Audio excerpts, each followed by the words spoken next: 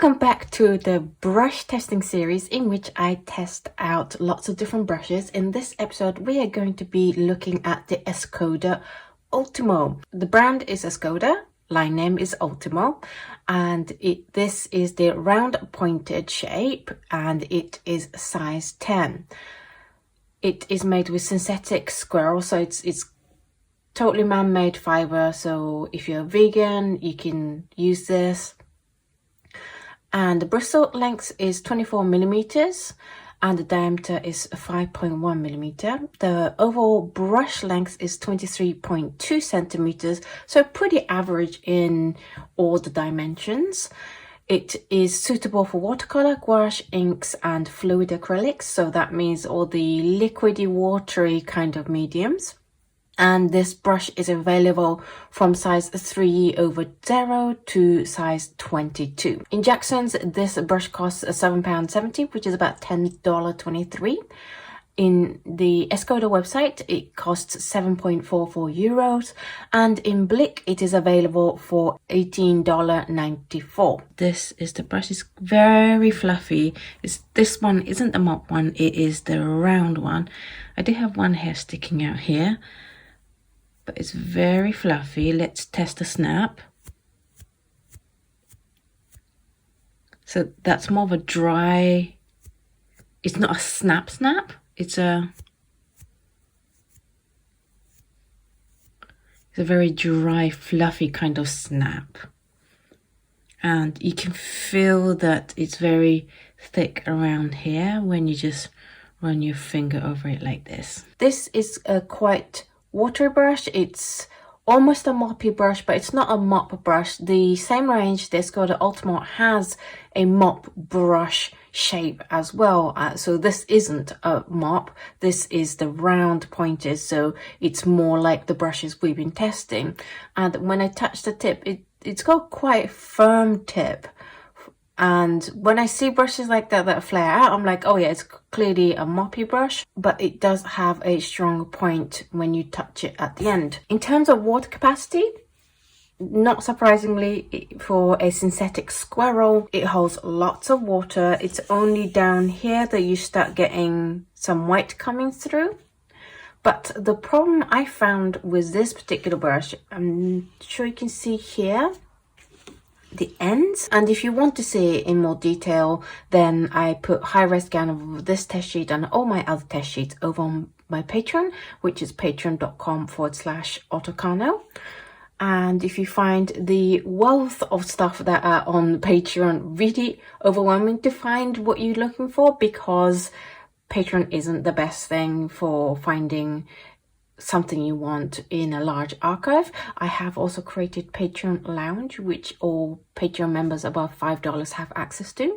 That makes it so much easier to find exactly what you're looking for, like this test sheet. Going back to the brush, I noticed that when you pull up the brush, so when you come up, the brush doesn't clump together back quite so well, and it left these V notches, which is not ideal. You want nice round edges at the back, but it's only when the brush starts getting dry. So on the dashes, I didn't really experience that as much because I kept loading it with water. So if you notice this V-notch thing, then maybe it's time to load up your brush. In terms of release, which is the up and down action, interestingly, in the brushes that we've seen so far, if there's an unevenness, it's usually towards the end of each lump, for want of a better word.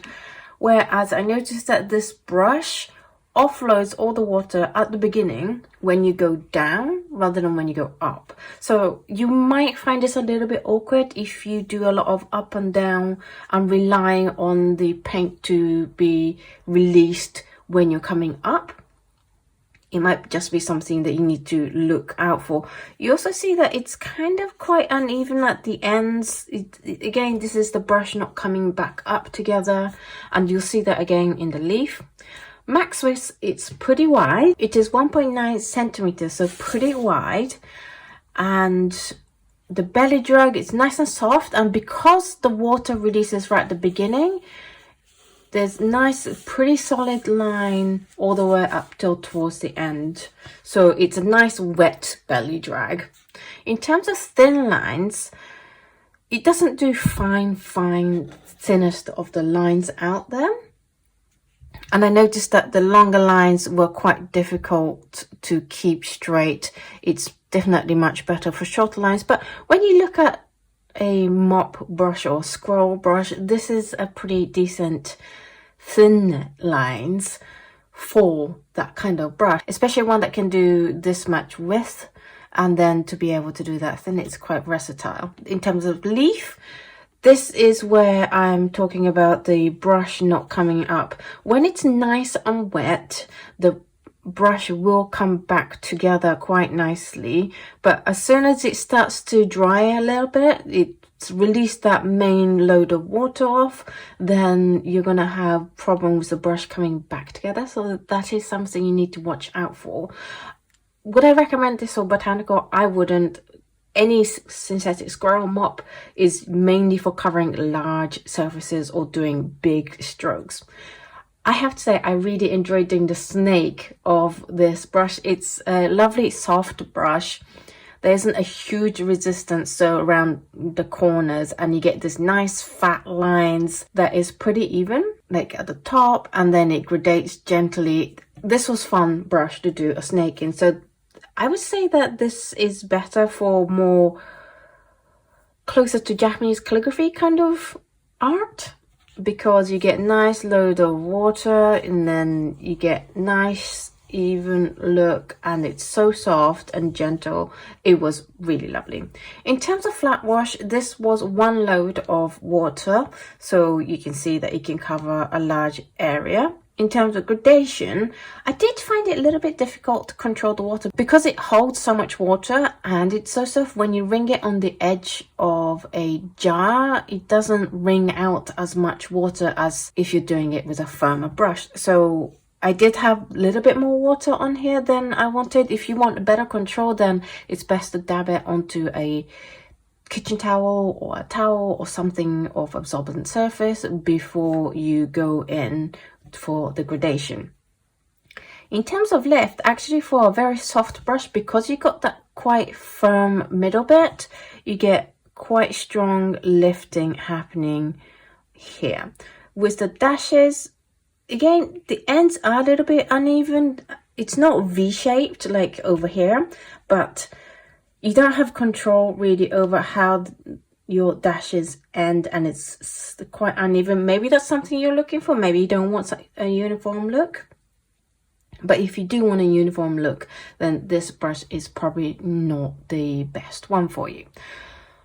What do I think of this brush? Overall, I think it's a very affordable synthetic squirrel, and for a synthetic squirrel, it does well. However, I am recording this at the same time as another brush that is the Da Vinci's Cosmotop Mix B, which I think is the better brush, and you'll see that in a few episodes later on. I do think it's a problem to have these V notches, and I think it would be frustrating for the brush not clump together when you want it to clump back together when you lift the brush. I think the release at the beginning on the downstroke is going to be frustrating if you're expecting it to do the release on the upstroke. The only thing I would use it for is like a calligraphy kind of look, because the snake was great.